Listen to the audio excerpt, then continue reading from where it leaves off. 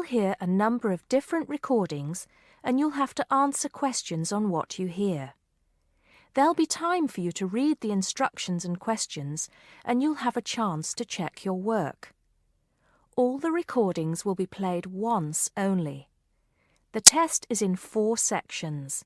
At the end of the test, you'll be given 10 minutes to transfer your answers to an answer sheet. Now turn to Section 1. Section 1. You'll hear a woman complaining about an item she has bought. First, you have some time to look at questions 1 to 4.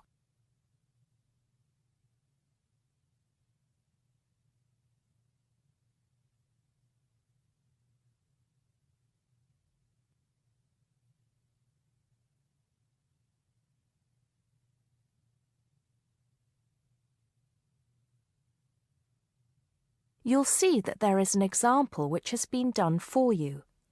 On this occasion only, the conversation relating to this will be played first. Not long, madam. Can I first take your name? Yes, it's Susan Yorke, Y-O-R-K-E. The woman gives her name, so Susan Yorke has been written next to name on the form. Now we shall begin. You should answer the questions as you listen because you will not hear the recording a second time. Listen carefully and answer questions 1 to 4. Smart Electricals, Mike speaking. How may I help you today? Good morning. I'm calling to complain about an item I recently purchased from your company. I'm not happy with it. Oh, I'm really sorry to hear that. I'll take you through the company's complaints procedure. I'll need to retrieve your files from our records so that we can discuss the problem properly and find a solution. I'll need to take some details from you first. Is that okay? Okay, but I don't have a lot of time. Will it take long? Not long, madam. Can I first take your name? Yes, it's Susan Yorke, Y-O-R-K-E. Okay. Can I have the address, please? Yes, it's Flat 1, 25 Alpine Avenue. That's A-L-P-I-N-E Avenue, Harchester. The postcode is HA6 5LD. Okay. Next. Could you give me your telephone number? Preferably one that we can call you on during normal working hours. Well, the home one is 01734 525 268. But you're only likely to catch me on that number in the evenings. I usually have my mobile phone with me during the day, though. It's probably best to take that number then. All right. My mobile number is 0781 233 452. And do you have the order reference number on you, by any chance? Well, I have the receipt that the camera came with in front of me. Ah, good. Which number is it? It's a bit confusing. It should be the 7-digit number on the top left corner of your invoice. Let me have a look. I need my glasses. Found it. It's DMX8443. Thanks. Now, when did you purchase the item? Well, the camera was delivered last Monday, on the 1st of February. I ordered it online about 2 weeks before that, but I can't remember the exact date. If you have another look on the invoice receipt, the date should be there. Oh, yes. Here it is. January the 15th. Okay, I'll make a note of that. So, the item is a digital camera? Yes, it's the Aqua PowerShot model in silver. Thank you. Did you take out any kind of insurance when you bought it? Well, no, it was on special offer. I didn't need to pay any extra for the insurance because it came with a special 4-star policy. Well, it means you're fully covered for at least another 3 years. Before you hear the rest of the conversation, you have some time to look at questions 5 to 10.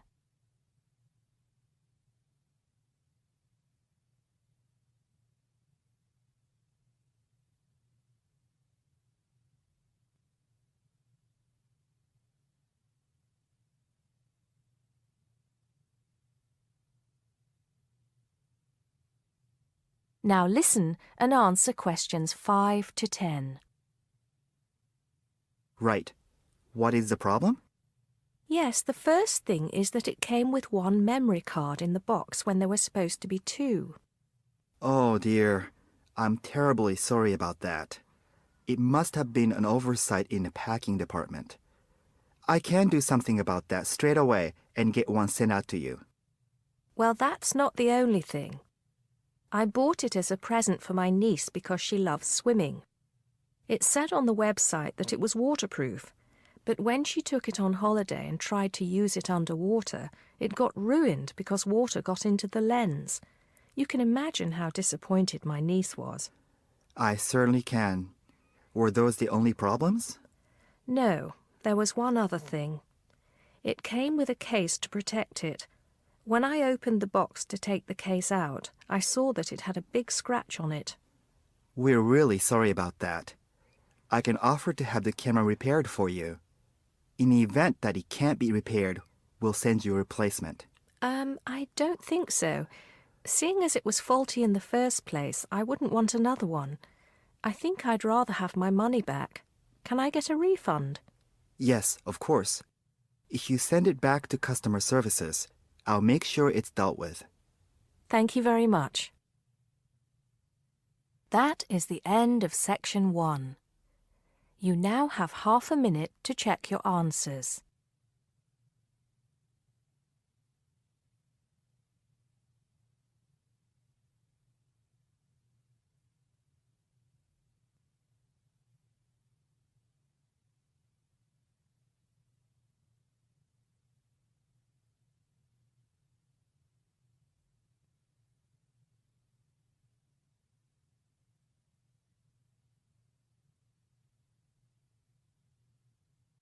Now turn to section 2.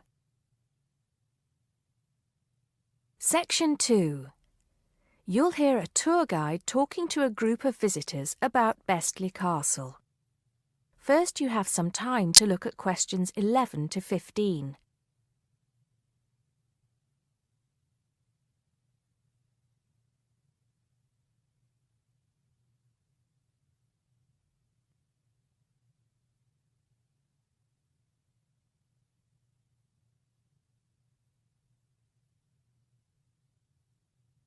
Now listen carefully and answer questions 11 to 15. Welcome to Bestley Castle. It's nice to see so many of you here today. Before we go in, I'd like to tell you some information about the castle, the things to see and do, and the facilities available to you in the grounds. We'll do our best to make this a truly memorable visit. Now, the castle grounds are quite big, and we don't want you to get lost, so I'm going to give you an idea of the layout. At the moment, we are at the entrance, and immediately to our left is the Tourist Information Office. Go here if you need any questions answered. They'll be happy to help. And of course, behind the tourist office is the car park where the coach dropped you off, and it'll also pick you up from the same spot at 5 p.m. today. In front of us are the water gardens. If you stroll through, you get to the North Bridge, which is the entrance to Bestley Castle. Take your time and enjoy looking around the castle. There's a lot of history steeped in those walls. As you leave the castle via the South Bridge, you'll be greeted with the sight of roaming deer. During the day, there will be scheduled feeding opportunities where visitors can get involved. However, we do request that you do not feed the deer outside these times. To the right of the deer park is the Castle Museum, and behind that is our award-winning restaurant. It's a relatively new addition to the castle grounds, but is fast gaining a reputation for its food. Alternatively, you can choose to dine in the picnic area on the other side of the deer park. It's perfect for the family as it's next to the kids' play area and homemade ice cream hut. We hope that on your way out, you pop into the gift shop by the exit for something to remember us by. Before you hear the rest of the talk, You have some time to look at questions 16 to 20.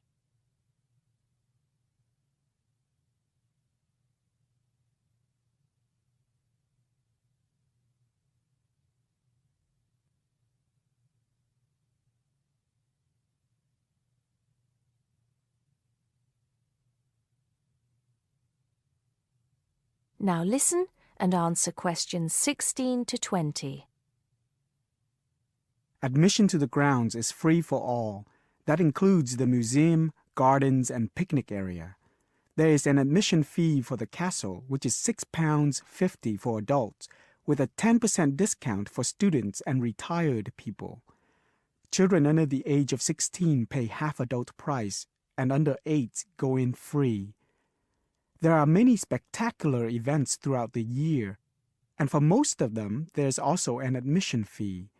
As these events are in high demand, it's a good idea to book well in advance. Some of the exciting events planned for this year are the Summer Medieval Festival, where you can watch old-fashioned nights and experience a feast in the halls of the castle, as if you were a guest of King Henry VIII himself. There are several concerts planned this year too, including a rock concert at an admission price of £10 per person and a special jazz concert which is free to the public. I'm sure you'll agree that all tastes and ages will be satisfied. One scary but extremely popular event is the annual Haunted Castle event at the end of October, where the castle comes alive at night. Why don't you come along if you're brave enough? Another sight to see is the fantastic firework display on November 5th, and the cost of that includes refreshments.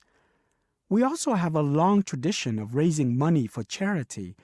The charity event held every year on the first day of May will this year be an archery contest. Entrance is free, but donations are certainly welcome. This year, we'll be collecting money on behalf of a charity for elderly people, Age Concern. Just in case you can't remember all of that, you can pick up a leaflet showing the timetable and prices for all events from the Tourist Information Desk. You can also go online to get this information from our website. That is the end of Section 2. You now have half a minute to check your answers.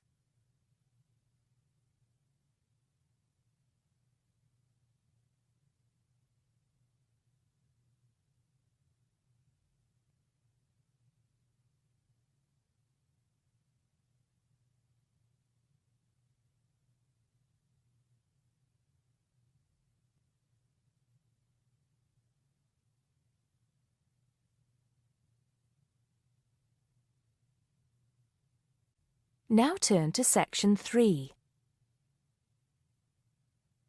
Section 3. You'll hear 3 university students talking about a presentation which one of them has to give. First, you have some time to look at questions 21 to 24.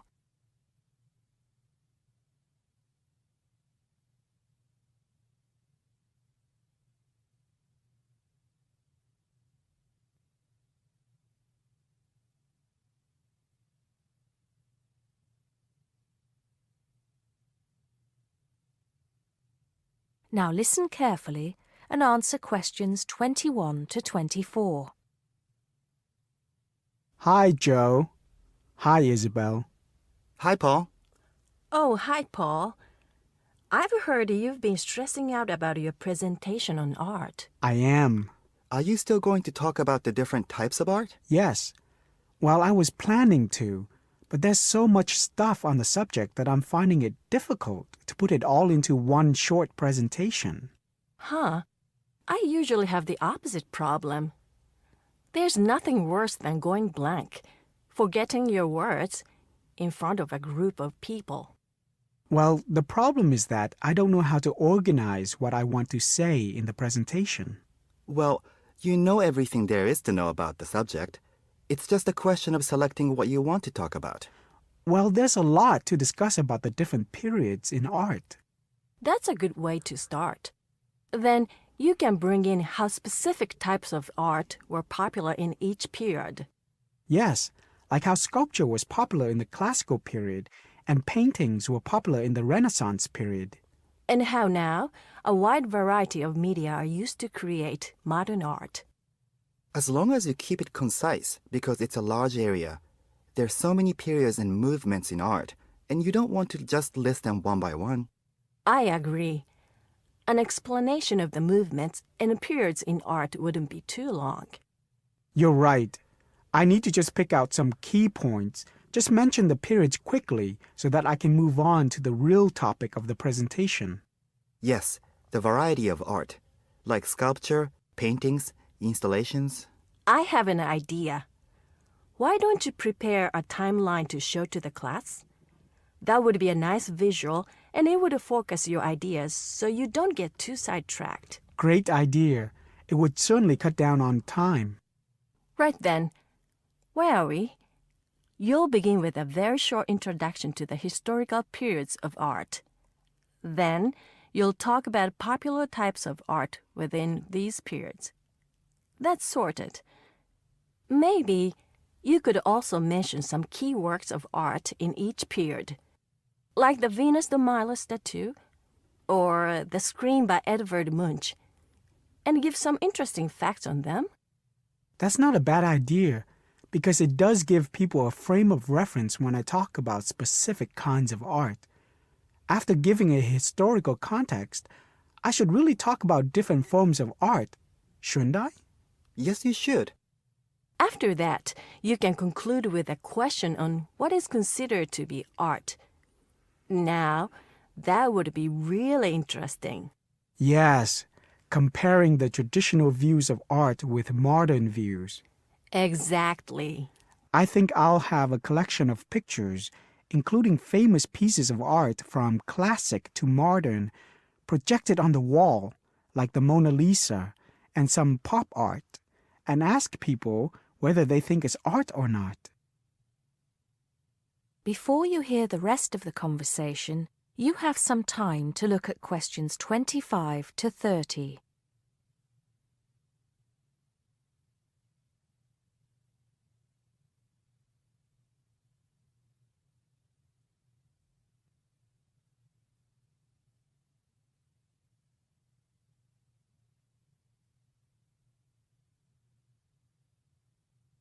Now listen and answer questions 25 to 30. Showing some famous works and asking people what art is would certainly lead to discussion in the room. People's appreciation of art is so subjective, and it comes down to taste. That's what I'm hoping for, some disagreement to liven up the presentation. And you could stick in some really controversial ones like graffiti and modern art installations in between pieces of art that are universally accepted, like the work of the Renaissance painters. Sounds good to me. I have to say, I really don't understand some modern art myself. There was one recently that was just a pile of rubbish. It doesn't require much skill to create, does it? And what does it mean? There's no point to it. Actually, Joe, I like some modern art. It makes you look at the world in a different way. Artists now have the freedom to express themselves completely. Yes, but there is an idea now that anything can be art. I've heard of paintings being sold for large sums of money, which have been done by small children and animals. Now that's ridiculous.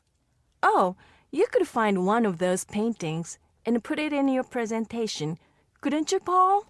That would really be interesting. Well, Paul, what do you think? I like it. Just thinking. I'll need to do some more research to find pictures for the slideshow. Yes, we can help you, can't we, Joe? Of course. If you go to the fine art section of the library, I'm sure you'll find everything you need. Just ask the staff and they'll give you access to a slide bank of hundreds of famous works of art. And if you still can't find what you're looking for, use the library computers to go online.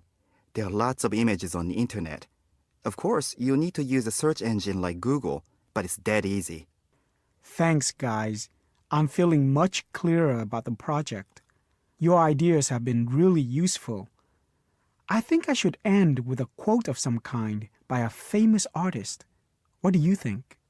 That's a good idea. Now let's go to the library and see what they have. That is the end of section 3. You now have half a minute to check your answers.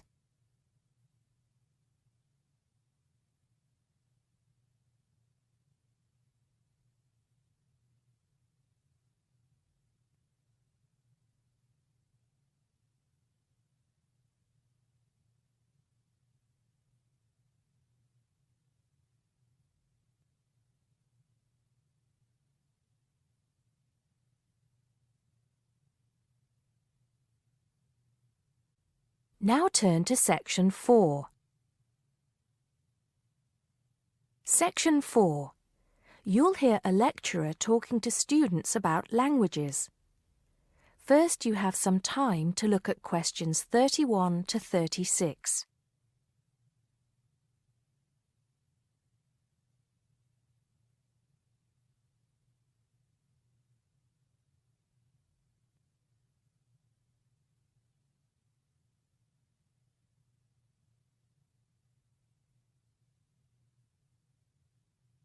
Now listen carefully and answer questions 31 to 36. Good afternoon, everybody. Today, in the first lecture on anthropology, we're going to look at languages and how they are disappearing fast and what effect that's having on people and the world as a whole. We hear so much in the news about the possible extinction of animal and plant species in the world. It's a sad thing that one day certain animals will cease to exist. But how many of you are aware that the world's languages are facing a similar threat? Believe it or not, there are currently more than 6,000 languages spoken in the world today, but experts believe that by the end of this century, this number will be reduced to half. And as each language dies, the culture and specialized knowledge of a community dies with it. The unique knowledge of the environment, local wildlife, plants, animals, and ecosystems, not to mention the cultural traditions of the people themselves, will become lost forever. In essence, each language is not just spoken or written words strung together. Language has the power to hold the entire history of a people. Approximately one language dies every 2 weeks. This is an unprecedented situation. Never before in history has there been this rate of rapid decline. Most human languages are spoken by relatively very few people. Let's put this into perspective.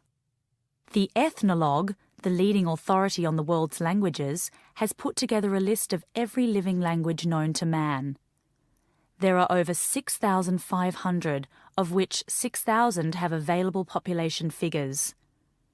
Now, 109 million people speak just 10 of these languages, and they are the major languages of the world.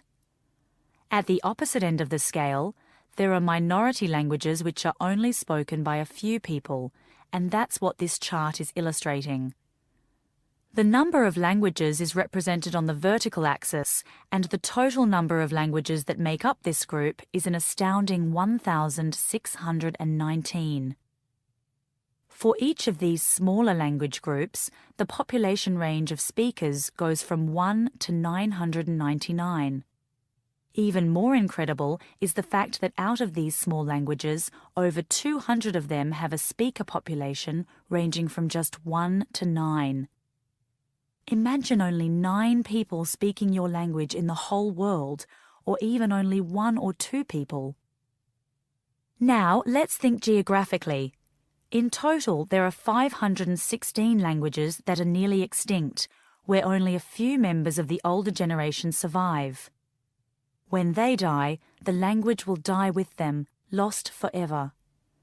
The majority of nearly extinct languages come from the Pacific and the Americas, making up 74%, followed by Asia at 15%. Europe has the smallest percentage of languages that are nearly extinct, only 2%. Before you hear the rest of the talk, you have some time to look at questions 37 to 40.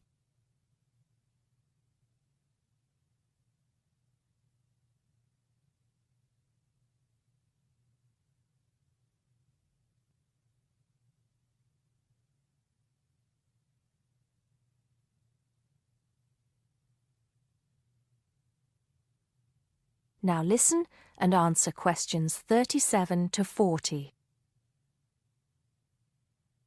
Entire languages which have survived for centuries are disappearing as we speak. But why is this happening now? There are several reasons for a language's demise. Globalization has made the world smaller, and technology has made it easier for people separated by vast distances to communicate in a common language, which further ensures the growth in economic status for such communities. Minority languages have given way to the main languages of global communication, like English. On a social level, speakers may feel the minority language to be old-fashioned and behind the times. Maybe even speakers are slightly embarrassed to speak the language of their forefathers, identifying more with an international language that brings with it improved economic status. Now, some do argue that a reduction in the number of world languages is inevitable, and anything to ease communication between nations is a good thing, and granted, there is a point to be made there, but what are the long-term implications of this? Consider this. Language, in both spoken and written form, is the vehicle for oral traditions to be passed down through generations. When a language becomes extinct, this link is broken and these oral traditions are lost. This has enormous implications for the identity of a community.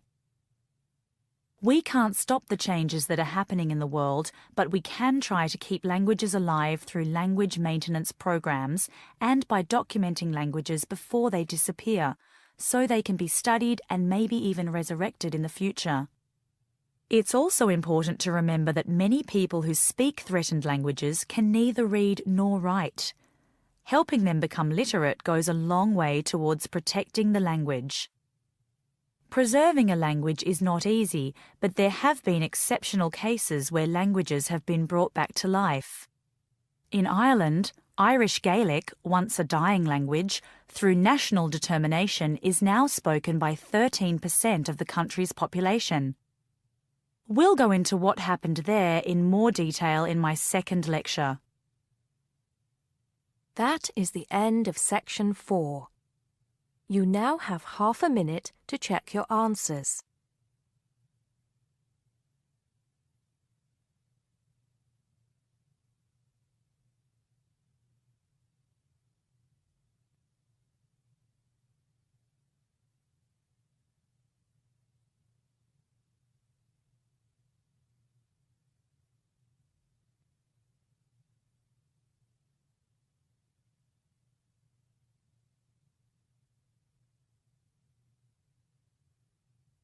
That is the end of the listening test. You now have 10 minutes to transfer your answers to the listening answer sheet.